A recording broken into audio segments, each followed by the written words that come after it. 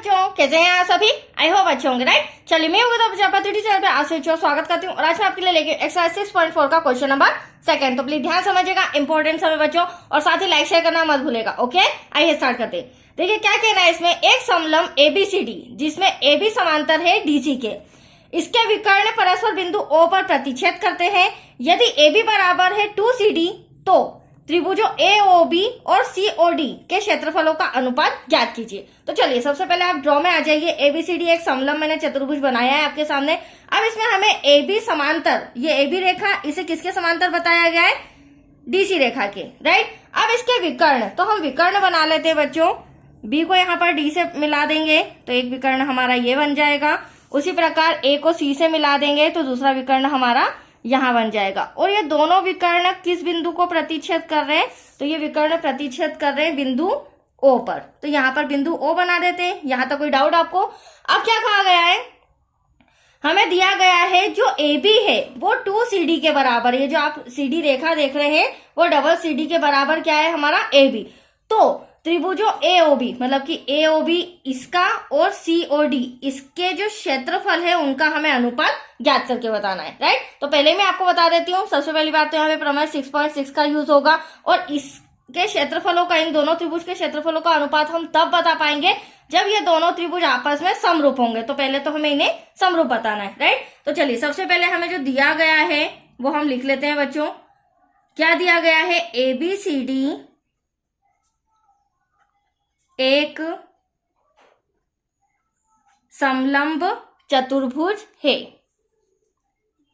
समलंब चतुर्भुज है जिसमें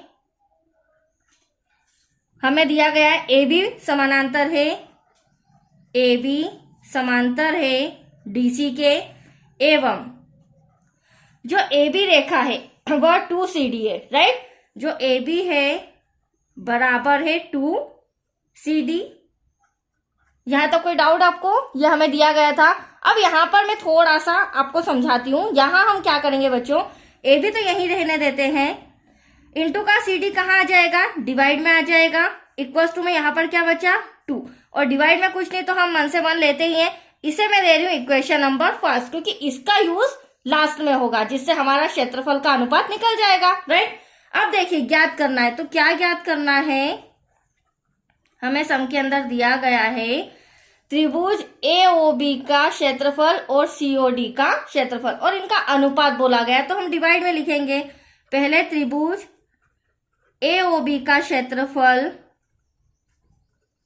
डिवाइड में आ जाएगा त्रिभुज COD का क्षेत्रफल। यह हमें ज्ञात करके बताना है।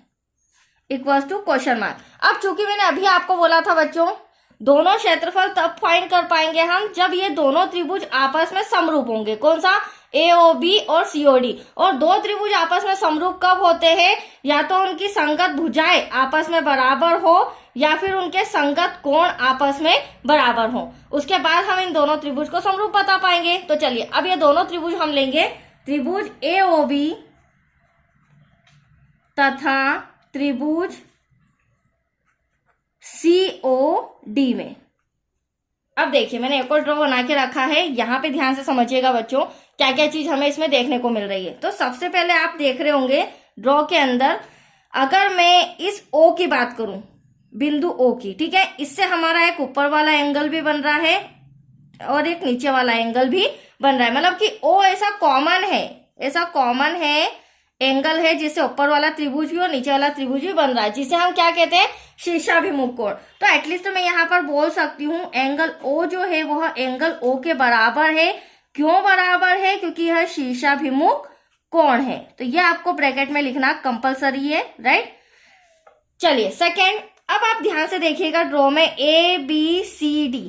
कहने का मतलब यह है इस तरह से दो रेखाएं हैं समांतर और बीच में एक तिरछी रेखा खींची गई है, राइट। तो यहाँ पर जो हमारा B एंगल और यहाँ पर जो हमारा D एंगल बन रहा है, तो ये जो शेप बन रहा है ना, सबसे पहले इस शेप को हम एकांतर कोण कहते हैं। क्या कहते हैं? एकांतर कोण। एक ही रेखा पर बने हुए दो कोण। तो एकांतर कोण पे जो ये कोण बने रहते हैं इस रेखा पर, वो आपस में क्या होते हैं? बराबर होते हैं। तो एंगल B बराबर होगा एंगल D के। तो यहाँ लिख सकते हैं एंगल बी बराबर है एंगल डी के। क्यों बराबर है? क्योंकि एटलीस्ट ये एकांतर कोण है। यहाँ कोई डाउट बच्चों?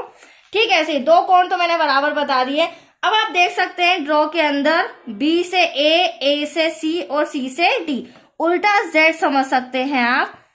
तो ये भी शेप हमारा कैसा है? एकांतर कोण का, जिसके आमने सामने के कोण क्या होते हैं? आपस में बराबर, मतलब कि एंगल बी बराबर है एंगल सी के। तो यहां पर भी हम लिख दे, सॉरी एंगल ए, मेरे से बी निकल गया, एंगल ए बराबर है एंगल सी के।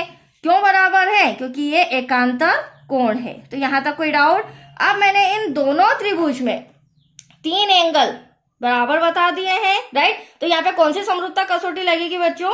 तो यहाँ पर लगेगी कोण कोण समरूपता कसौटी से। हमें इंस्ट्रक्शन में लिखना होगा, अतः 3 एंगल जब हमारे बराबर हैं तो कोण कोण समरूपता से जो हमारा त्रिभुज AOB है वह समरूप है त्रिभुज COD के, राइट।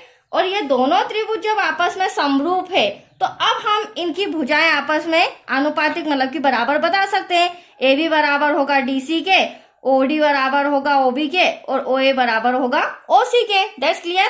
क्योंकि जब भी दो त्रिभुज समरूप होते हैं तो उनकी संगत भुजाएं आपस में बराबर होती है, आनुपातिक होती है। अब हमें क्या ज्ञात करना था बच्चों? हमें ज्ञात करना था त्रिभुज AOB और COD का क्षेत्रफल। तो अब हम इसे रिटर्न करेंगे। तो यहां मैं लिख लेती हूं पहले तो त्रिभुज AOB का क्षेत्रफल डिवाइड में त्रिभुज COD का क्षेत्रफल। अब देखिए, मैंने आपको पहले स्टार्टिंग में बोला था प्रमेय 6.6 के अनुसार।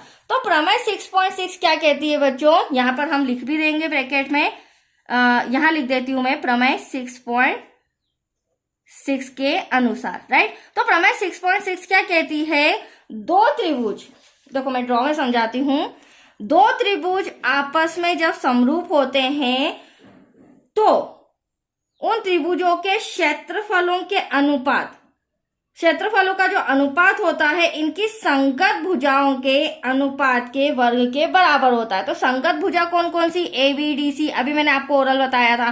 तो यहाँ पर हम प्रमेय 6.6 का यूज करके त्रिभुज AOB और COD में हम AB अपॉन में DC ले सकते हैं। क्यों? क्योंकि एटलीस्ट हमें क्या दिया गया है सम के अंदर?